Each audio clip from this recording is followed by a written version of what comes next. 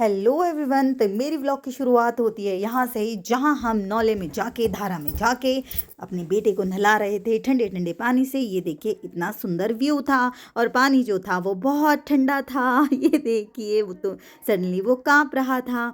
तो उसके बाद हमने उसको फटाफट वहीं पर नहलाया और उसको ले चले हम ऊपर की तरफ। और यहाँ सज रही थी दुल्हन की डोली, क्योंकि आज था दुल्हन की शादी का दिन। तो हमारे वहाँ उत्तराखंड में सबसे पहले बनती है दुल्हन की डोली। तो सुबह सुबह ये सारे बच्चे दुल्हन की डोली बना रहे थे और ये देखिए तैयार होके बैठे हैं ये जनाब विंडो पे। और यहाँ चल रही थी तैयारियाँ और यहाँ पर सज गया था मंडप। तो ये देखिए ये सारा सामान यहाँ पर रख दिया गया था और बच्चे बैठे हुए थे। ये था जयमाला के लिए स्टेज और यहाँ बैठी थी दादी लोग, ये देखिए।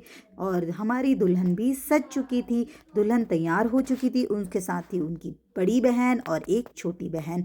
और हम सब कर रहे थे बारात का इंतज़ार। तो थोड़ी ही देर में बारात की आवाज़ आने लगी और हमारे द्वार पहुंची बारात। नाचते गाते झूमते खूब खुशी में बारात हमारे आंगन में थी और उनके साथ थे छलिया डांस वाले, क्योंकि ज़्यादातर उत्तराखंड में छलिया डांस ही लेके चलते हैं। सिटीज़ में तो डीजे वगैरह चलते हैं, लेकिन उत्तराखंड में पारंपरिक ढंग से ही शादी की जाती है।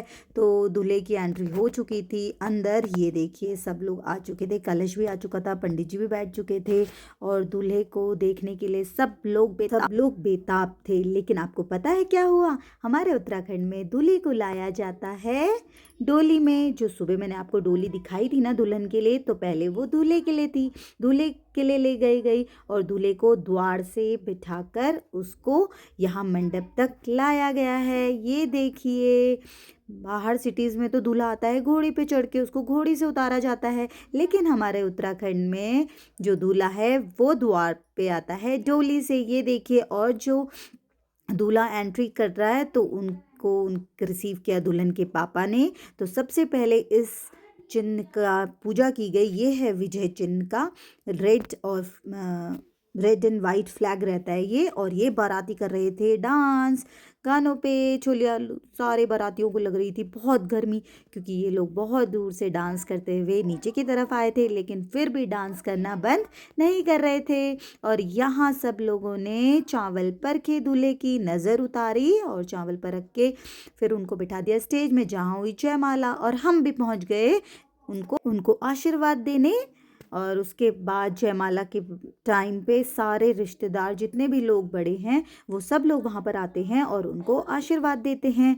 फिर दूल्हे को बिठाया गया मंडप में और लाया गया दुल्हन को। ये देखिए फिर दुल्हन बैठी मंडप में, उनको आराम से बिठाया गया चौकी पे। चौकी पे बैठने के बाद शुरू हुई शादी की रस्में। एक एक करके शादी की सारी रस्में निभाई गई। और जो पीछे गानों की आवाज़ आ रही है ना, वो दूल्हे के पीछे बैठ के गिटारे गाते हैं गाने। तो उनको स्पेशली बुलाया जाता है और यहाँ शादी की रस्में चल रही थी। और दूल्हे पक्ष से आया था जो भी सामान, उसको दूल्हे को पहनाया जाता है। उसको पहनाने के भी पैसे मिलते हैं हमारे उत्तराखंड में। उसके बाद उसको तैयार किया गया। ये देखिए गिटारे पीछे गाना गा रही हैं, दुल्हन सज रही है। तो उसके बाद हुआ गर्मी की धारा, कन्यादान।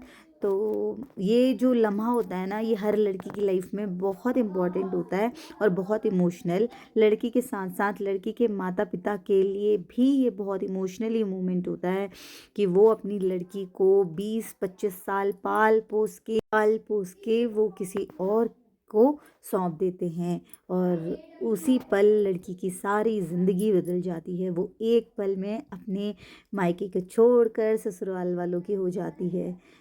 बहुत इमोशनल मोमेंट है। उसके बाद मंगलसूत्र, ये देखिए दुल्हन को दूल्हे ने पहनाया मंगलसूत्र और फिर सौंप दिया माँ ने अपनी बेटी को, अपने कलेजे के टुकड़े को दूल्हे को। तो पता नहीं लड़की की लाइफ में क्यों मोमेंट आता है कि सारी शादी खत्म होने के बाद सबसे जो इमोशनल मोमेंट था वो थी विदाई, जिसमें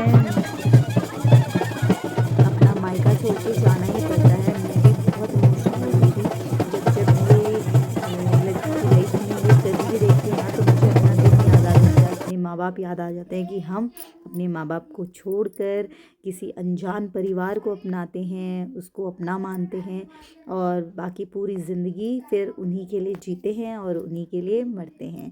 तो देखिए वो सबसे गले मिली और रोई, सब लोग रो रहे थे क्योंकि उसके बाद उसका वो दूसरे कुल की होने वाली थी, उसको किसी और का कुल बढ़ाना था, किसी और की होना, किसी और का घर संभालना था। उसके बाद उसकी बहन उसको लिपट के बहुत रोई, बहुत बहुत मुश्किल से छुड़ाया गया और उसको समझाया गया कि सब ठीक है, सब सही होगा और आगे अपनी लाइफ खुशी से जीना है, हम यहीं हैं, कोई भी प्रॉब्लम हो तो मिल आ जाना, ये सब।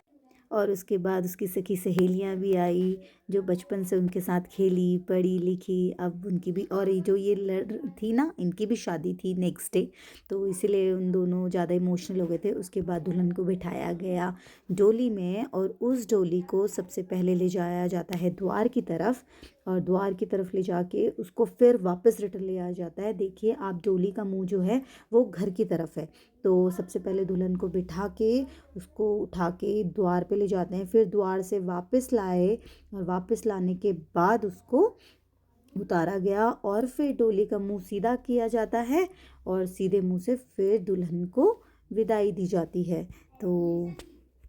तो ये देखिए, ये इन्होंने कर दिया डोली का मुंह सीधा और उसके बाद बिठाया गया फिर से दुल्हन को।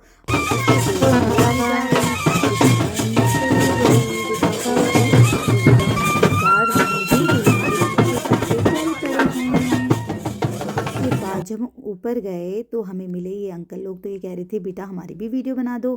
फिर दुल्हन हो गई विदा। ये देखिए वो बैठ के अपनी कार में अपनी दूल्हे के साथ विदा हो गई है अपने मायके से। उसके बाद सबका मूड ऑफ था तो मैंने डिसाइड किया कि चलो हम भी चलते हैं दूल्हे की गाड़ी के पीछे पीछे। और ये देखिए दूल्हे जो बाराती थे वो गाड़ी से निकल के डांस कर रहे थे और हम उनकी वीडियोस बना रहे थे। और फिर हम पहुंच गए वहीं दुल्हन के पास। मीनू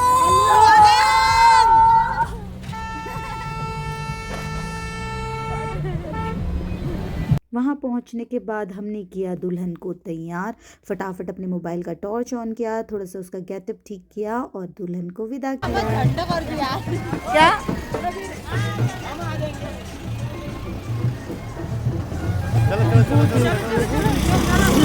घर सजा हुआ और फिर हम आ गए वापस। हम लोग मिल के निकल पड़े हैं वापस अगेन। घर को गए इसलिए नहीं क्योंकि वहाँ पर चढ़ाई है, बहुत चढ़ाई है और वो 2-3 घंटा लगाने वाले हैं, इसलिए। एक बात बताना तो आपको भूल गई, मेरे हाथ में सैमसंग अल्ट्रा देखकर बारातियों और घरातियों ने फ़ोटो खींचने की ज़िद की, तो उन लोगों की फ़ोटो मैंने अपने मोबाइल से क्लिक की, ये देखिए। और फिर उन सभी लोगों ने मेरे चैनल को ज्वाइन किया। तो आपको मेरे व्लॉग्स कैसे लग रहे हैं कमेंट सेक्शन में ज़रूर बताएं और अपना प्यार ऐसे ही देते रहें। Bye bye and take care.